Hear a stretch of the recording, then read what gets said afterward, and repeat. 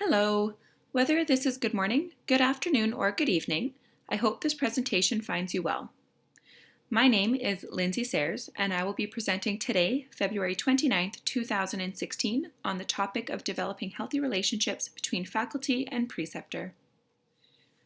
This is a topic that means a lot to me, as I had a horrendous experience as a preceptor. I have talked about this experience in one of our discussions about 2 weeks ago, so some of you are already familiar with it. But for those of you who were not part of the discussion, the situation was as follows. I was a relatively brand new nurse working on the cardiology unit and was approached by my manager asking me to preceptor a nursing student. With only a year and a half experience under my belt, I was unsure whether I was the best person for the job. But I was quickly reassured that I was a strong nurse who had a lot to offer to this nursing student. So I agreed to take on the responsibility. Because the student was to start within 2 weeks, there was not enough time for me to be able to go through the preceptor orientation. At our initial meeting, the student informed me that this was his third time taking the clinical and that he had failed it twice before due to reasons that he claimed were out of his control. He also told me that this was his, quote, last kick of the can and said that it was up to me whether he passed or not. Needless to say, this created a lot of anxiety for me. On the unit, the student showed many alarming traits. He was unsafe with patient care, unreceptive to feedback, and overall showed a total lack of basic nursing skills. I was very unsure as to what to do in the situation, so I set up an appointment with the faculty to go over my concerns. The faculty for the student was great. She sat down with me and explained to me why the student had difficulty with his 2 previous clinicals and gave me strategies to use to help enhance his learning. Unfortunately, none of the strategies that I tried were successful. After meeting with the student and faculty, he was still unreceptive to feedback and rejected all of our concerns. So the faculty, myself, we brought our concerns forward to the course coordinator, and the 3 of us all agreed that it was unsafe for the patients, the student, and myself to continue this clinical, and he was failed. Moral of the story, preceptors need to have healthy relationships with faculty in order to feel secure, safe, valued, and heard. With the new nursing programs that have evolved in the province of Saskatchewan alone, we know that there is a higher demand for preceptors than ever before. We need to ensure that we are providing our preceptors with the support necessary for them to succeed, because, to be frank, we need practicing nurses to take on preceptor roles in the hospital, otherwise we won't have graduating nurses to fill the roles needed in the hospital. Role differentiation. Let's quickly differentiate between the roles of a preceptor and the faculty member. Preceptors play an essential role in the development of nursing students. They offer a unique one-to-one relationship between an experienced nurse and a nursing student. The preceptor functions as a role model and provides individualized clinical instruction, coaching support, and socialization for the learner. It is stated in Gaberson and Orman that the preceptor must be an expert practitioner who can model the role functions of advanced practice nurses, including decision-making, problem-solving, leadership, teaching, and scholarship. The preceptor also participates in evaluation of the learner performance, although the faculty has ultimate responsibility of summative evaluation and decisions. The faculty member, also known as the teacher, has overall responsibility for the quality of the clinical teaching and learning. The faculty is responsible for initial orientation and continuing support of all participants, whether that preparation be formal or informal. The faculty provides the link between educational program and the practice setting by selecting and preparing preceptors, assigning students to preceptors, providing guidance for the selection of appropriate learning activities, serving as a resource to the preceptor-student pair, and evaluating student and preceptor performance.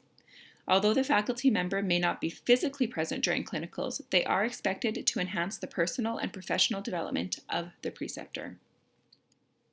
Working together. Thorough preparation of preceptors and students for their roles is key to the success of preceptorship. Now that we know the differentiation between the roles, we can see that the role of the preceptor is heavily dependent on the faculty member. Without a strong faculty member, preceptorship may not be successful. Effective collaboration is required to minimize the drawbacks and achieve advantages for the educational program, clinical agency, teachers, preceptors, and students. For this presentation, I wanted to look a bit further into common issues that affected preceptors. I think that by acknowledging these issues, we as faculty can have a better understanding of the preceptor stressors and therefore be able to better prepare them for their role by giving them strategies and suggestions to implement into their practice. This should hopefully promote healthy and trusting relationships between the faculty and the preceptor. I have chosen the following 3 issues that nurses generally have concerns with when they start preceptoring. Number 1 is extra responsibility. Number 2 is a technological issue. Number 3 is generational differences. Anyone currently working in the healthcare industry knows about the stressor of extra responsibility. Speaking for myself, I work on a unit where our patient load ranges from 4 to 6 acute cardiology patients. We have 2 continuing care assistants to help with the 42 patients we have on the unit, and we have on average 8 to 10 admissions and discharges daily. Now, this is considered a normal day. Our busy days come when we have 18 or more discharges and admissions. And let's not get started on working short-staffed. Needless to say, for any unit, having extra responsibility added to our baseline work sounds like it can be a daunting task. Preceptors report that it is becoming more difficult to accommodate advanced practice students due to high patient turnover and increasing complexity of patients. According to Wiseman, the increasing shortage of preceptors has limited the admission rates in some advanced practice programs, and the long-term effect is that there may be a shortage of advanced practice nurses. Unfortunately, there are nurses that view the preceptor role as both a duty and a burden. Some nurses thrive in the preceptor role, whereas others feel overwhelmed with the additional responsibility. In most clinical settings, nurses are assigned nursing students in addition to their usual patient assignment without consideration of their other patient care responsibilities. A study done by DeFuvio, Stickler, Fash, and Gallo found that although nurses feel clinically prepared, they often feel inadequately prepared for their role in teaching students and ensuring that the student nurses met their clinical objectives. From the nurse's perspective, the primary focus was to keep their patients safe and to complete their patient assignments in a timely manner. The teaching role came secondary. In the same study, nurses stated that they felt motivated in their desire to support future nurses, as they feel both a sense of empathy for the students and a feeling of obligation and responsibility to give back to the nursing profession. The concerns about teaching manifest itself through a mix of emotions, including excitement to be able to teach, frustration with the anticipation and reality of having an increased workload, and concern with needing to teach while fulfilling patient care responsibilities. The clinical experience is vital for preparing students for their subsequent RN roles. Students must be supported by preceptors who want to assume that role. The way in which nurses perform their role as preceptors is highly relevant in preparing the future workforce. This comes back to faculty preparing preceptors for this responsibility to ensure successful clinical placements. As faculty, we must ensure that our preceptors are going through proper orientation training in our designated areas. This I cannot stress enough. I think that if a nurse has not gone through proper training, she should not be asked to preceptor. It is simply not appropriate. We should be providing teaching strategies to preceptors when necessary. In my example, the faculty presented me with a few new approaches that I had not heard of before, and I greatly appreciated hearing those strategies. We need to acknowledge the efforts of the preceptor and make sure that the time and effort that they are putting into the clinical is not going unnoticed. And lastly, we can also advocate for our preceptors by speaking to their managers and charge nurses to possibly see if their workloads can be reduced when they are preceptoring students. On the unit that I work on, our charge nurse will actually pull preceptors and their students out of our observation units because he recognizes that the workload in OBS is too advanced for nursing students. Technology. Oh, this is a wonderful topic. We have discussed technology frequently throughout this class, and I love touching on this again.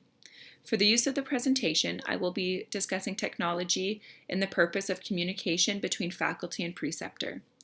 I came across a panel discussion done in 2014, and I really enjoyed this quote. I believe that the reason why digital technology has interfered in relationships is because we have lost the ability to communicate to one another. We have lost the ability to get into one another's personal space. So what you see is people who are talking, but they're not engaging to one another. There are pros and cons to technology. Pros: technology allows us to create an accessible and engaging e-learning space designed to support preceptors in a seamless fashion, improve the quality of the student preceptorship, and enhance professional teaching capacity.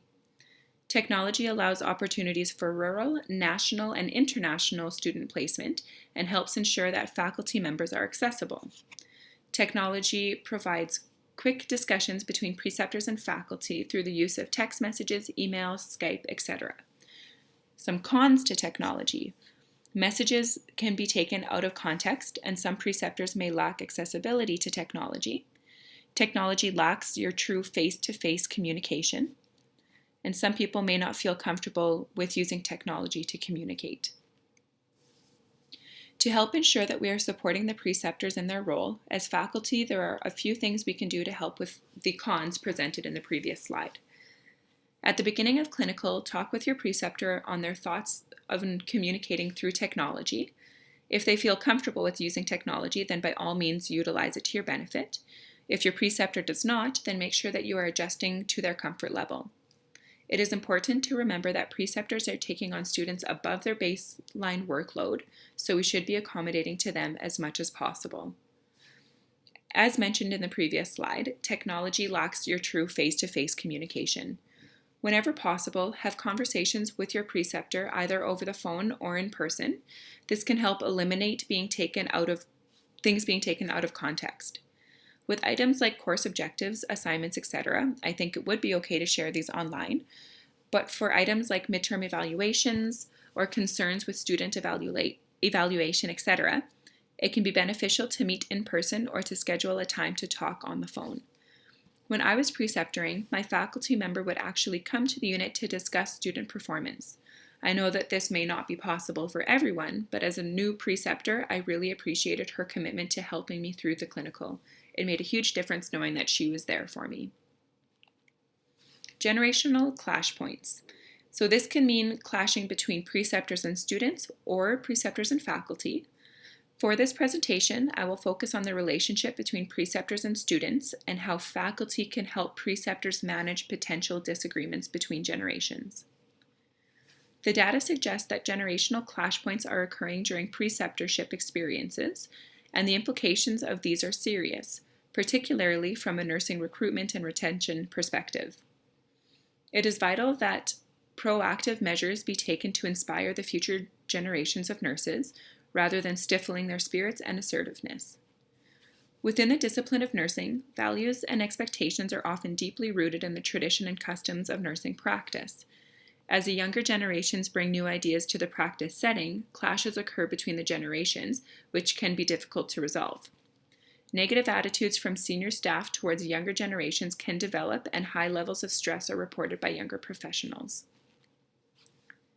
Developing an understanding about how generational differences influence the formation of the preceptor-student relationship and subsequently the overall success of the preceptorship experience is an important issue for nursing education. Foley, Myrick, and Young's article titled Generational Clash Points in Nursing Preceptorship showed that preceptors' descriptions of their own generation was a constant comparing of their own work ethic to that of the younger generation. We should remind our preceptors that perhaps there is a need to take caution when making generational comparisons to avoid this type of binary thinking, wherein one group is right and the other is wrong. As faculty, we are also responsible for helping preceptors learn how to teach younger generations by giving them strategies and tips on how millennials learn.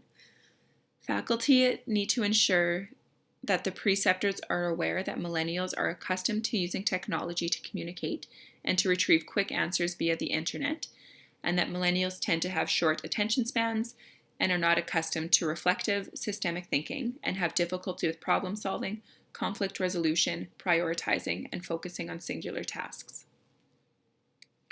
Going forward, faculty should be aware of the preceptor stressors during clinicals to make sure that they are able to prepare them accordingly. By recognizing common stressors for our preceptors, we are able to help alleviate stress and anxiety by providing them with strategies and suggestions to make clinical a positive experience. This should hopefully promote a healthy and trusting relationship between the faculty and the preceptor. The important takeaways from this presentation are to ensure that our preceptors are receiving proper preceptor orientation. We need to be available and provide teaching strategies when necessary.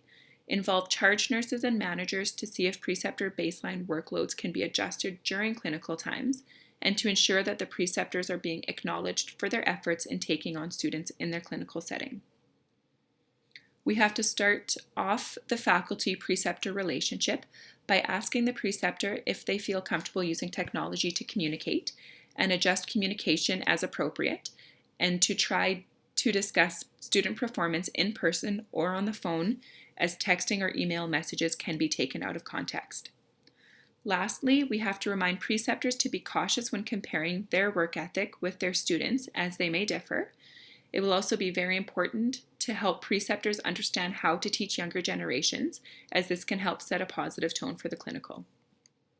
In conclusion, thorough preparation of preceptors and students for their roles is key to the success of preceptorships. Thank you so much for taking the time to listen to this podcast. If there are any questions, please do not hesitate to post them below. Have a great day. And here are my references.